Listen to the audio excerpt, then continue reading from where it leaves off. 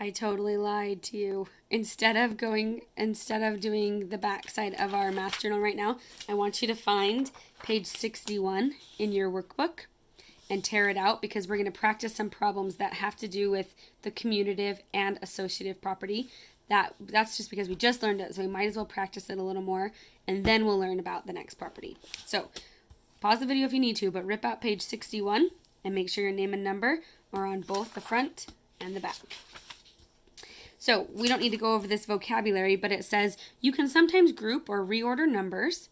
So group is associate. You can put parentheses here.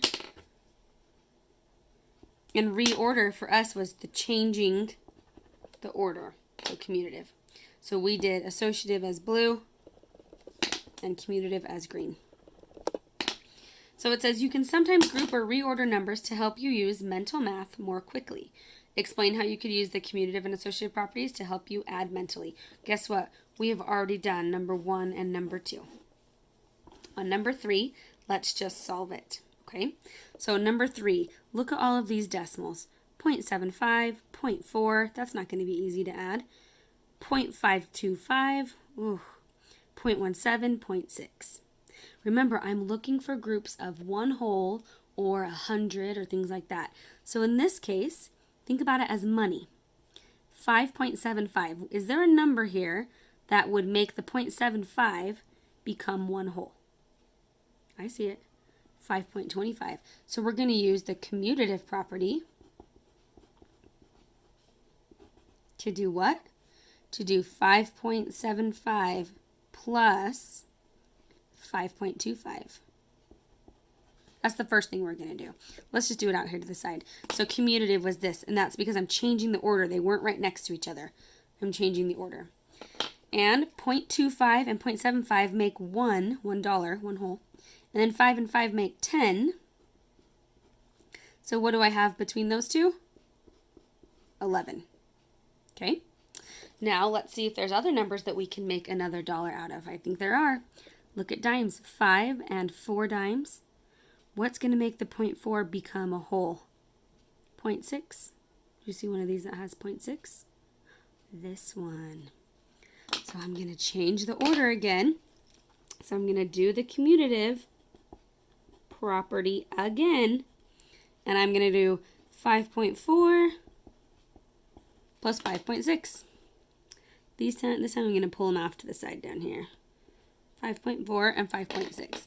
Well, the 0.6 and the 0.4 make 1, and 5 and 5 made 10. So what do I have again? I have 11 again. So I have 11 on this one, 11 on that one. And then, which other number haven't I added yet? This one. So you're left with 11 plus 11 plus 5.17. 11 and 11 make 22. 22 plus 5 is 27, and then you have those pieces, 0.17. Your answer is 27.17. Pretty awesome. Okay, let's do it again with fractions. Here is why I love the commutative and associative property with fractions, because I hate adding numbers with unlike denominators over and over and over again. So hopefully we can group fractions that have the same denominators. And changing the order is called commutative. If they're right in a row and you want to group them together, then that's associative. But I don't think these ones are right in a row. Here we go. 6ths, 11ths, 4ths, 6ths, and 4ths. Well, I see 6ths and 6ths. So let's do the commutative. And let's do the 1/6 plus, what's the other 6th? 5/6. Oh, look at that. That was 1 whole. So I'm going to go 1/6, 5/6. That equaled 1 whole. Were there any others that had 11ths? Nope. How about 4ths? Yes. Let's do the commutative again. Let's do, I'm not going to write it again. We'll just put it off to the side here. 3/4 and 1/4 is a whole again. It's 4/4. So I have 1 whole and 1 whole, and then I have this 5/11. So I have 1 plus 1 plus 5/11. It's so much easier. The answer is 2 and 5/11ths. Oh, so much easier than if I would have just changed all those denominators. So much easier. I love it so much. Number 5. 8 million plus 39 million plus 2 million. Even if they give it to us in word form, I can still combine the things I want to combine. In this situation, would you just group things together, or are you going to change the order? If you said change the order, you're correct, because I want to combine place values. So I have 8 million and 39 million. Well, what if I did this?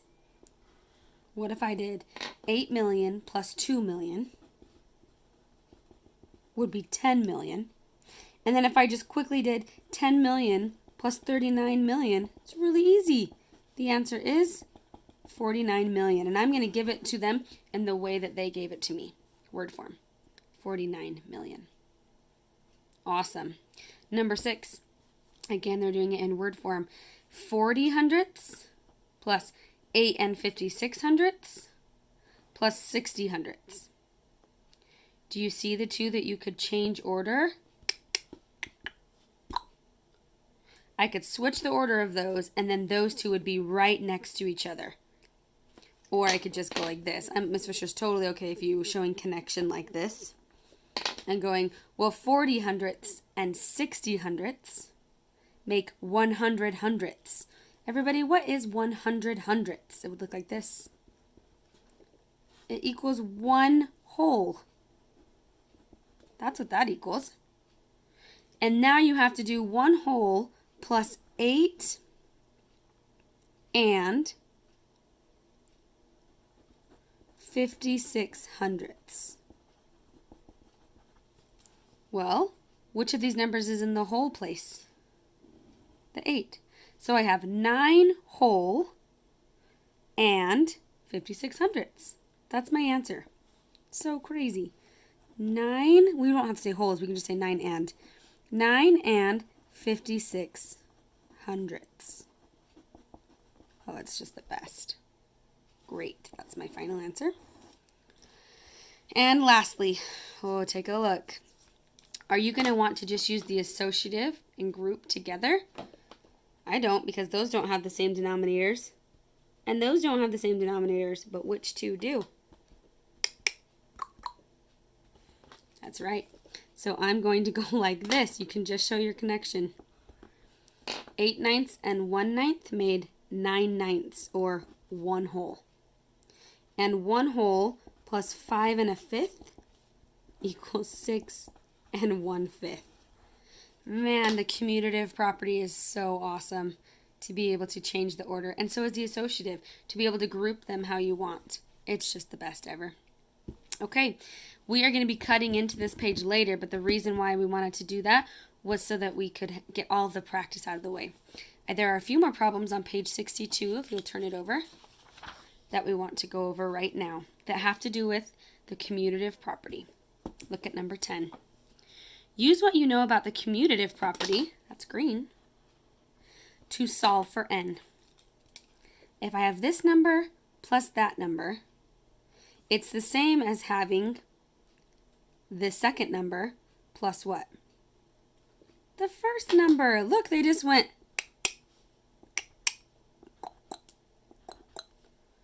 So n in that situation is going to equal 968.73.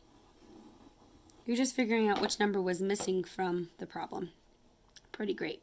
I know, right? So easy. Let's look at number 13. Actually, let's do 11 before we skip. Number 11. Find the answer by using the associative. Finally, we get to use blue again. Associative means how they're grouped. Look at how they're grouped right now. 2.80 plus 1.37. You should naturally start within the parentheses because that's what you do with the order of operations. You always have to start with parentheses. But because they're all addition, the only thing going on in this whole problem is addition, I can actually change how I want the parentheses. I can say, forget that. I want my parentheses here. See if you can notice, let's rewrite it, why Ms. Fisher wants to have the parentheses between those two numbers. Think about it.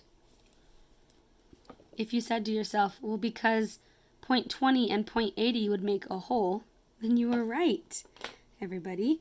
Point 20 is like having 20 pennies. So point 20 and point 80 make a whole. Then I have a 3 plus 2 plus 1. 3 plus 2 is 5. 5 plus 1 is 6. And 6 plus 1.37 is 7.37. Oh, it's so awesome. So very awesome. Okay, let's look at number 13. This is talking about properties and real-world situations. Miranda cannot add $56.73 and $8 and then add $2 after that very easily. I mean, she could. I'm sure she could, right? Just like we can. But it's not very easy. It said, so she regroups the problem. So look, she kept everything in the same order. $56.73, $8, $2. But she regroups the problem. So she changes where her parentheses were. She regroups the problem. That's what we just did. We regrouped the problem how we wanted it. We didn't change the order of anything. We just regrouped it. So it says, which property describes this situation? Well, I gave it away by using that color, didn't I? I want you to pause the video and write which property describes this situation. If you wrote associative property, then you were correct. All she did was change the grouping. It is the associative property. Pretty awesome. All right, we'll catch you in the next video.